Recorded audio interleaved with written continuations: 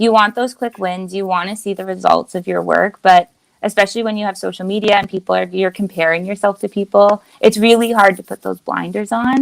But you have to, like, some people are 5 years ahead of you and they've already got those systems and processes. So they've figured it out. They have funnels. Like, you have to build those actions. And a lot of people glorify the result, but not the hard work that got there. Problems are what? Problems are profits!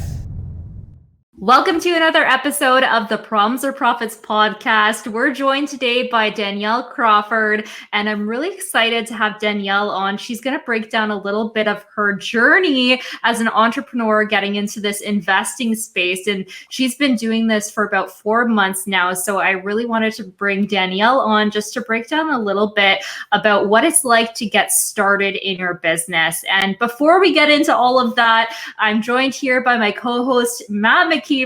And my name, of course, is Rebecca Lynn Matheson, and we're going to be breaking down for you a little bit more of what problems or profits really means. So for me, problems or profits is really a mindset. It's a mantra.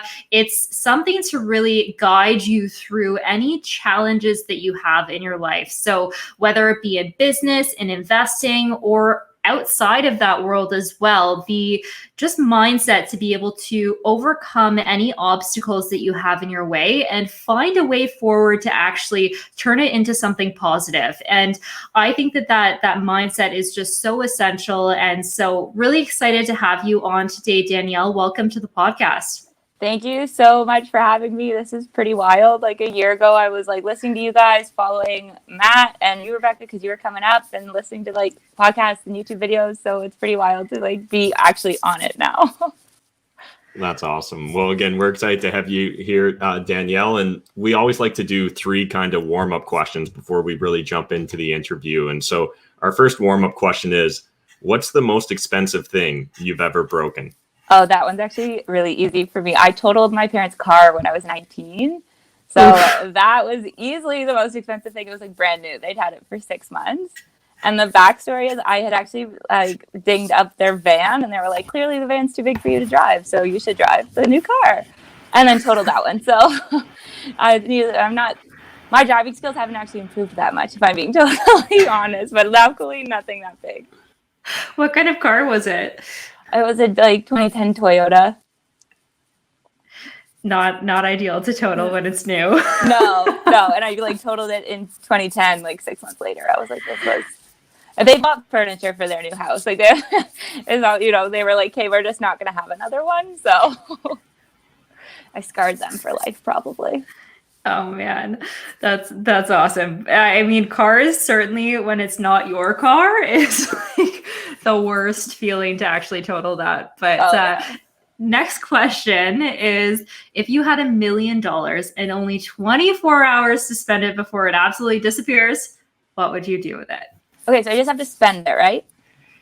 Yes. Yeah, you have to spend it if you choose to. Okay, so I would actually book like a trip around the world for a whole year. And then it would like be me and my partner, and then I'd have people like flights for people to come meet us in certain cities. And then I'd also help my parents pay off their mortgage and probably we'd rent our place and then use our mortgage qualifying ability to like buy rentals. So I'd probably buy our own house just because we live in Ottawa. So like a year later I could refinance it and put that to work anyway. I feel like that would get me kind of close to $1 million. Nice. Well, it sounds like you were prepared there. You had that answer ready. So I think about that a lot. Like if somebody just were to give me $1 million, what would I do with it? Nice. And so our final warm-up question here is, what makes you you? Yeah, I heard you guys ask these on other episodes because I was obviously gearing up for this one. I think truthfully, it's like, one, I've got really amazing people in my life. Like I've got really like the best family you could ask for. I've got the best partner, the best friends, like the best group of people around me. And then the other thing I would say, I've like done a lot of kind of hard shit in my 20s. Like I've really put myself out of my comfort zone. I've set some big goals and I've done those. So now I'm sort of at that period of time where I can build on that credibility. So when I take on something new or I say I'm going to do it, I actually have that like faith in myself that I'm going to do it. So I think that's like one of the big things. And then another thing too is like I have the mindset and like belief or confidence. I don't know what you would call it, but it's just like I think everything will work out one way or another. Like it'll be figure outable. if I don't know it, somebody else will know it. And that doesn't mean I'm like not on that emotional roller coaster up and down like while I'm figuring it out. But I genuinely think that like the world's a good place, people are good people, and like we can all be good humans, and there's a solution for every problem.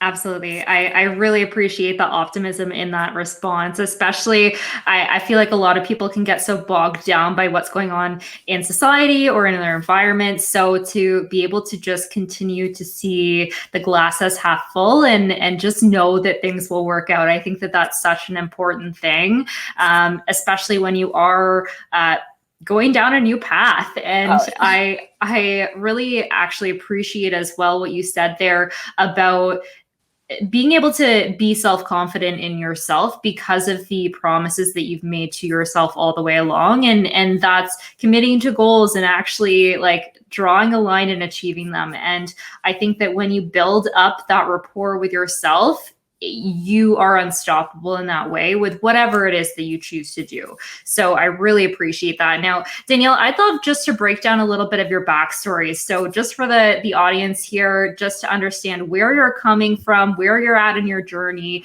and also just learn a little bit more about where you're coming from in all of this. So if you want to just kind of share with us a little bit of that backstory. Yeah, for sure. So I'm from Ottawa, born and raised, live here now still. I went to university and then I knew after university that I was going to go backpacking. I had a couple of friends who had done it. That sounded really cool to me. I worked full time in university, so I paid for it in cash. Like I had no debt, but I also, like I worked constantly. I was working like 50-hour weeks. I was doing school full time. So when I was done, I was like, I'm done. Like I'm not signing up for a career. Everybody I knew was like, I need to get a government job, which I mean, I work a government job, but that's very much the mentality in Ottawa. I was like, finish school, get a job, do that. And I was like, I need to do something different. I need a break. So I was like, I was traveling for 6 months of the year, coming home, working like 1 or 2 jobs, depending, getting ready, and then doing it again. And I did that for 4 years. And then when I met my partner and my sister was having babies, so I sort of was like taking a step back. I didn't want to be gone for such a long period of time anymore. And then I was like, okay, like what do I do for a career? Did the good old Ottawa thing and got a government job, still in it. But when I stopped working 2 jobs, I started to really realize that I wasn't in control of my income that much anymore. You know, like I couldn't, every time I worked harder and I didn't see my pay going up. And I waitressed for 10 years. So I was very used to like the hustle and grind, and you know, like you're having $1,000 weekends. You're working, you might work 30 hours in a weekend, but you didn't care because the payouts were always there. So I started to get really curious about like personal finances and just how could I make my money work harder. And then last year when we rent our house now, and we were talking about buying a house in 3 years. So I was really listening to like a lot of podcasts, a lot of like just build like financial literacy kind of in general.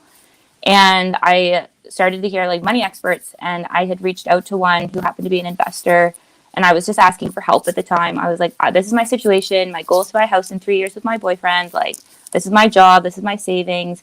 I really was looking for an answer. Like, should I put my money in mutual funds or TFSA or RSPs? Like, I had no idea how to make it grow.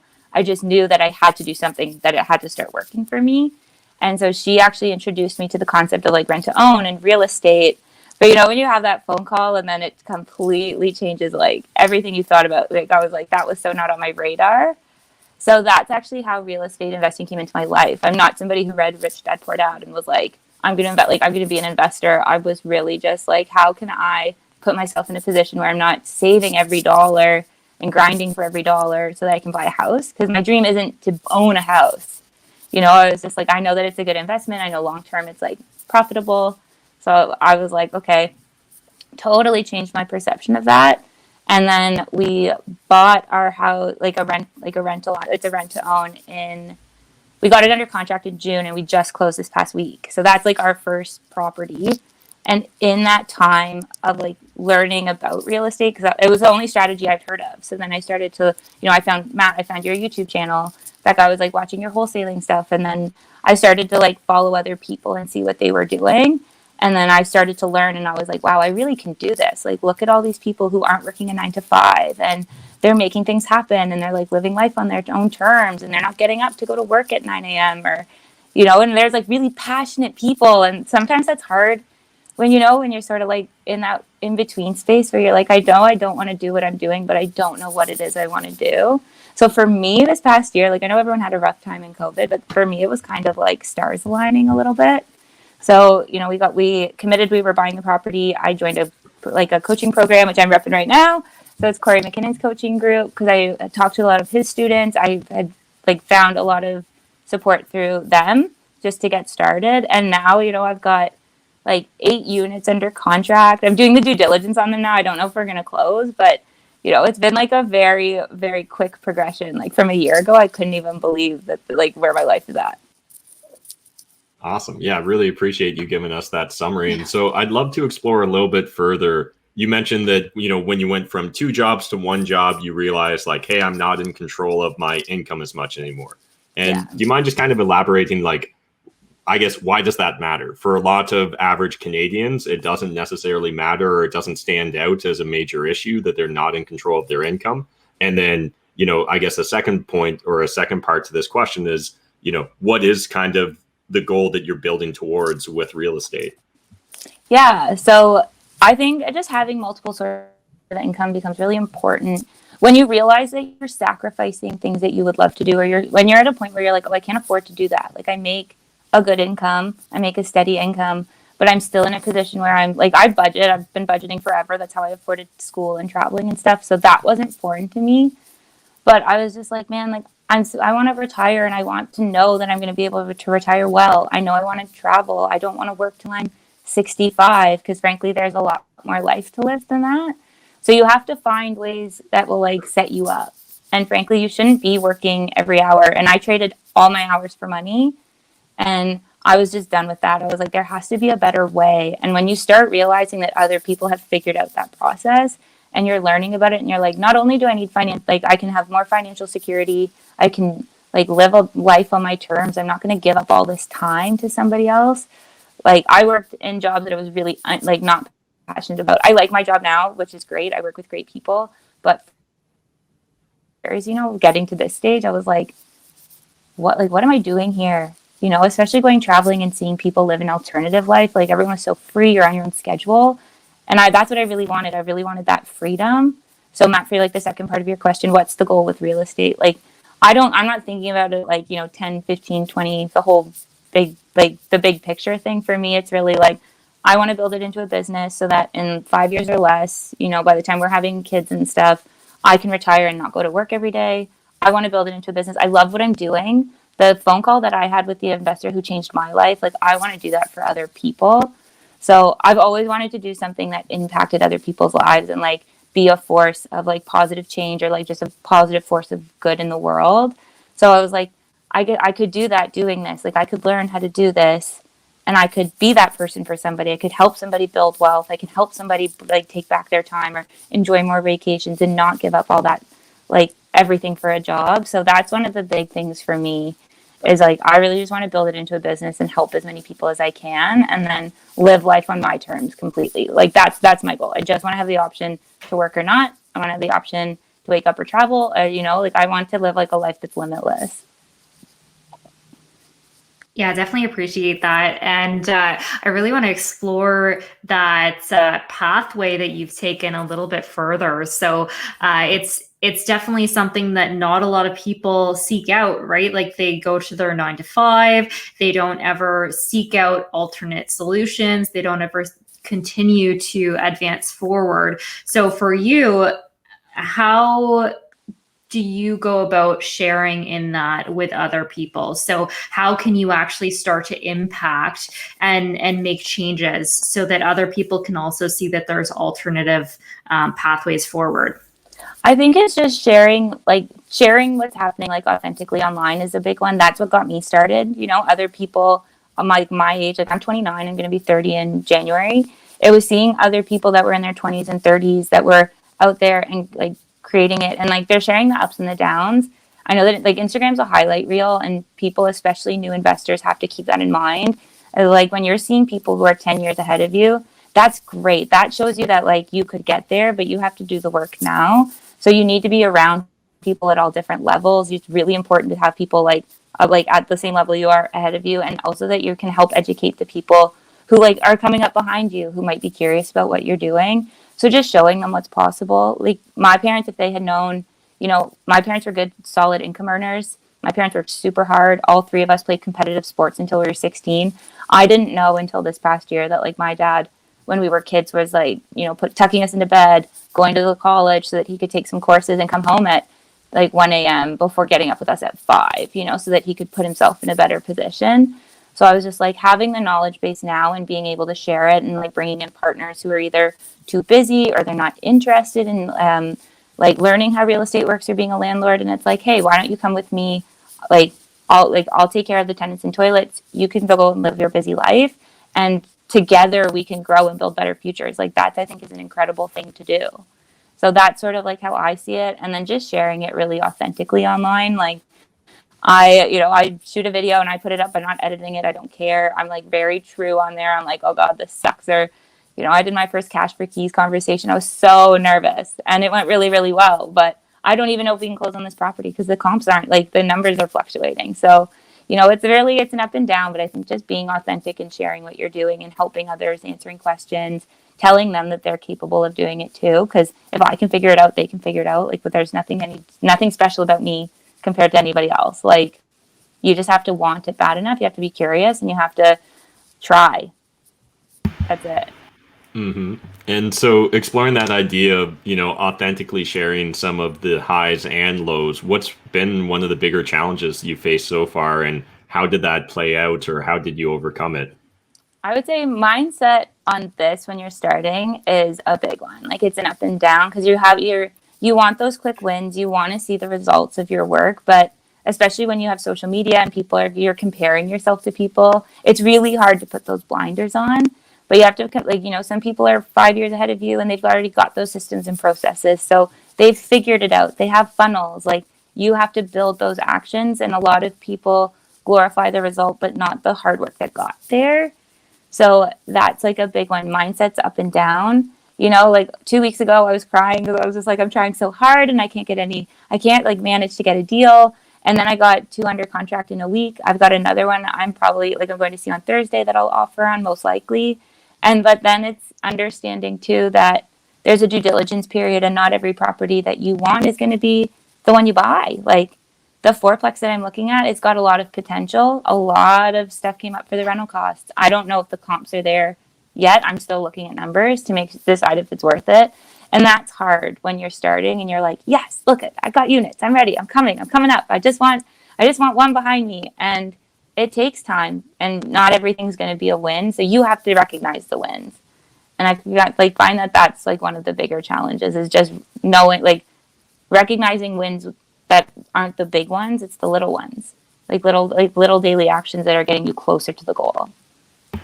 And do you have any process or system for keeping that awareness or kind of being present when those small wins do come in? Yeah, I'm trying really hard. My boyfriend's really good about reminding me, like I've got, for one of the properties, I was a couple of people who reached out to be partners, for example. Like, I can't take it down by myself. So a bunch of people that were interested all got back to me and they're like, can't get the financing in time, or like, this isn't exactly what I'm looking for. And then I started to panic and I was like, what if I can't get a partner? And he was like, okay, but look at like all that you've learned. Like, you've got an accepted offer, you've done the due diligence, you've done an inspection, you know what that's like, you've talked to people about raising capital, you've got people interested, like, these are wins. So it's really just sort of like bringing that back. He's good at reminding me, I'm getting better at reminding myself, but it's just sort of like looking at those lessons learned, because at the end of the day, you're not always going to get the outcome you want, but there's always something that you can take away from that experience that will make you better and more prepared for the next one. And that's what I'm like really learning now. I've got a lot of support from my coaches as well, which is great. They're like, Danielle, look at how far you've come in 4 months. Like, and I've only been in the coaching program for 3, and it's sort of like, stop, you're on track. It's okay. They're like, you're not letting anybody down just because you don't close on a property. It's sort of, I'm like getting through those. Absolutely. Yeah, I think that there's this concept within business of, and there's actually this story that goes somewhere along the lines of we have a miner and they're digging and they get a lot of gold for many years, and then the gold runs out and they stop digging and they actually give all of their equipment away to the garbage man. And the garbage man was just like, okay, well, I've got nothing to lose. Let's go dig up some more gold. And so he digs, and it's 5 feet was the difference from more gold and more resources. And I think that sometimes entrepreneurs can get to a point where maybe they're successful for a little bit. Maybe they have that rush and they're super pumped about this progress that they've made. And then all of a sudden they hit this roadblock. And it can be so easy to just set aside your shovel, give away the tools and just call it a day. Oh, it didn't work for me. I'm clearly not fit for this.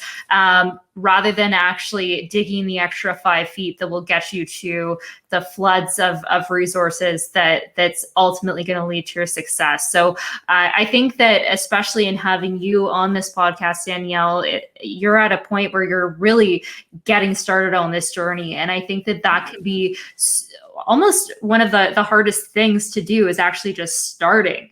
And then beyond that, it's continuing to push through once you hit that roadblock, once you get to that moment that you feel like, oh, I've failed. Oh, this isn't working. So for you, how do you push through to that 5 feet more? So I do like a lot of journaling. I do a lot of like reflection in general. So like, for example, this summer, for the first 8 weeks I was in the program, I was gone for 7 of them. Like I had multiple weddings for friends and like wedding activities. And so I was doing all this work in foundations work, which is how they start you. And then when I was on like a vacation that we'd planned for like months ago and we needed to take, I was sitting there and we were at a cottage and I was just journaling and I was like, okay, what areas am I missing? Like what's going well? I was like, social media is going well. My networking's going well. Like I'm out there, I'm meeting other people, I'm learning, I'm listening, I'm connecting. But I was like, what's missing? And I was like, deals. Like I need to be able to get more deals. So then you're like, okay, how do I what actions do I need to take? And then I came back and, you're out flyering and you're talking to sellers and you're calling people. And you're doing, you're like looking at MLS stuff and you're going to see more properties. And it's just sort of taking that time to look at what are you doing now? What's going well? What's not going well? And how can you fix it? And asking for help is a big one. Like I ask for help all the time. I'm really lucky that like I've got a solid community behind me now but every problem that you're facing has a solution. So find somebody who knows it. Find somebody who's already been through it. I think that's one of those big things. And that's like what my dig deeper is I'm just like, I'm not the first person to deal with this. Like somebody else has done it. Somebody's figured it out. I will find them. Mm-hmm. And I know for a lot of people that are looking at maybe taking that first or second step into investing, oftentimes it can be easy to really psych yourself out and think that I don't have enough time or I don't have the capacity for it. And, I think you ask just an average person if they've got too much or too little time in their life, they're probably going to answer that they've got too little. So any suggestions for individuals that are maybe trying to find a way to squeeze real estate investing or learning more, improving themselves into their already busy schedules?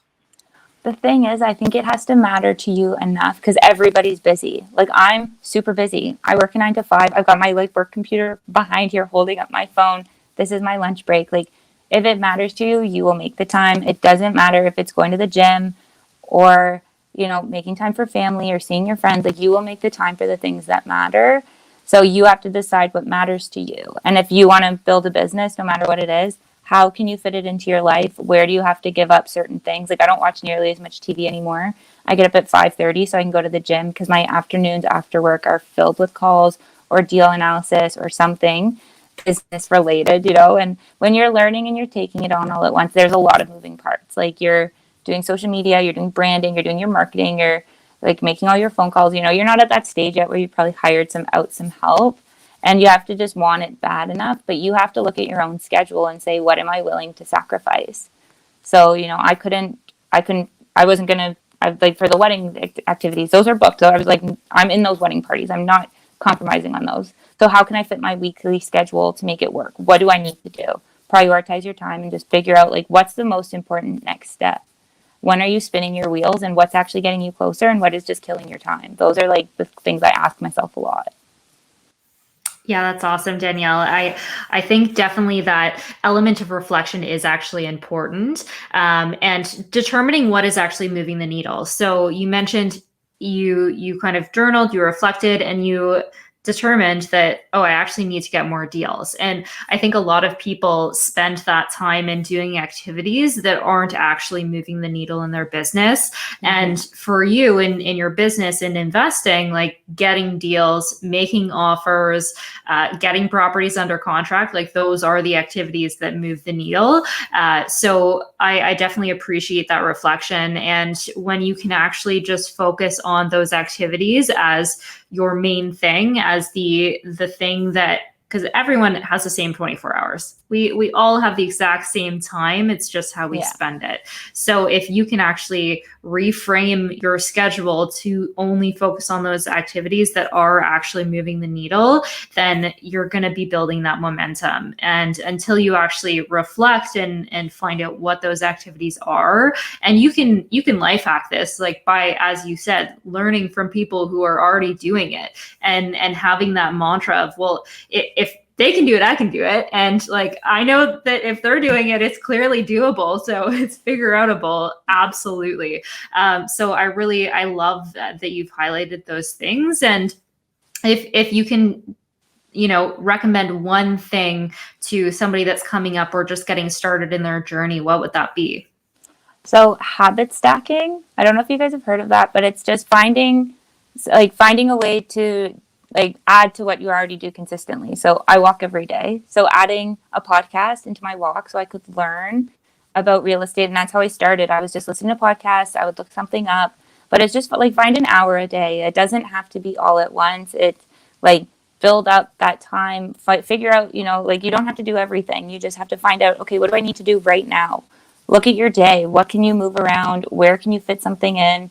And it doesn't have to be like this huge monumental thing. And it gets really overwhelming when you think about it that way. But one consistent step a day will get you closer. So just looking at your day and seeing where can I fit that one most important thing in, and how do I now and don't compromise on it. Like that's the one thing that you said you do. So show up and do it. Yeah, being able to take an existing habit and add on to it is so much easier often than implementing a brand new habit necessarily. Yeah. So what's a problem right now, an obstacle that you're currently facing in your business that, maybe either you're in the process of trying to overcome, or maybe you're actually just kind of watching in the corner of your eye and procrastinating a little bit on it? So when we were looking at our rent to own, we'd already committed, we were putting in the process, that's all of our savings, that's a 20% down payment. And I was like, I want to do this as a business. And then I learned about BRRRR, and I was like, I could have been recycling that down payment and built my own portfolio on our own, because we have mortgage qualifying ability, but we don't have the funds. So then I was like, okay, how can I learn how to do that? Because I want to be the partner that's structuring them. I need to bring value. And that's why I got a coach. So that was sort of one of those moments where I was like, hey, how can I navigate that? And now it's learning, now that I'm actually like putting in offers, I was like realizing I've had things under contract. I didn't actually have partners lined up. I hadn't had those conversations. I have to look at JV agreements. So you're sort of like learning as you go. It's very much that like ready, fire, aim thing. But that's like my big one. It's learning how to properly raise capital, learning how to add value and understand what people are looking for in a partnership that makes it worth their while to invest with you. So I'm learning that now. I'm overcoming it, but like that's going to be ongoing. That is not that's not something that you just learn once and go. It's like it's a skill and you have to keep working at it.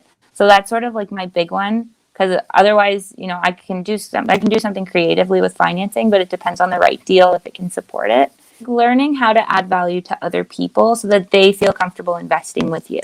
It's not, hey, I have a great deal, you should just invest with me. It's like you have to build a relationship, especially with people you don't know when you're meeting online.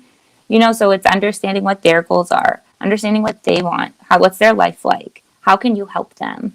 So I've learned a lot from this like process, having a property under contract and like looking to raise capital. I have a lot of things I know to do better for the next one. And also just planning more in advance, like I was really focused on learning the fundamentals, and I was really focused on a deal, and I wasn't focusing on raising the capital. And then I got deals, and I might not have the capital. So now it's sort of like, okay, well, my next challenge is making sure I have the capital because the deals are going to keep coming. Absolutely. Now, for you, Danielle, what is your vision long term with this business? I'd love to hear just what your goals are long term here. And now hearing where you're starting, I think it will be really cool to reflect back on this. And just for people listening to see somebody who's just starting their journey, who's set really tangible goals, and just to revisit kind of where you're at and all of that. Yeah, so right now, we focus on buying multifamily properties in the Ottawa Valley, primarily, specifically in Pembroke for now, but I'd like to expand it out after. I'd really like to have a cottage Airbnb business. So Becca, I'd probably be on your list, but I'd love to do that. But I really just want to help as many people as I can build financial independence for themselves. I know that Mandy Branham, she's helped like 1,200 families. So I think something like that would be really cool. Like by 35, I'm retired from my 9 to 5, but I'm helping families like every day. That's all I truly care about. One of my like really, really long-term goals that I have no idea how this will work out, but I know that it will happen is to build or like donate a building for a homeless shelter in Ottawa. Because I worked at the homeless shelter on a contract for a few months, and I just know that we've got such a housing crisis here that would be something that I'd love to do. But just helping, I'd love to say that I've helped like 1,000 families by the time I'm 40. That would be a wild and like a very cool number. So those are sort of where it's at. And then just really just enjoying my life, like living my life the best way possible. I'd love to be a coach because I like so grateful to mentors and coaches I've had so far. So to be able to do that and help other people get started and like build their own portfolio and learn how to do that. That's like a long-term thing as well that I'm looking at. Awesome. Yeah, really appreciate you sharing that, Danielle. And I think that's a great goal to be striving towards as well. If people want to follow along with you on your journey and kind of see that authentic side of real estate investing, where can they do so? So my Instagram is @homegirlinvest. And then I will be launching, eventually I'll have a website that'll be havenvalleyproperties.com. But if you want to connect with me or follow along with what I'm doing, @homegirlinvests for sure is where to see it. Awesome. Well, thanks again for sharing your story with us. We really appreciate it. Yeah, thank you so much, guys. Thanks for coming on, Danielle, and I can't wait to see what this turns into and follow along on your journey.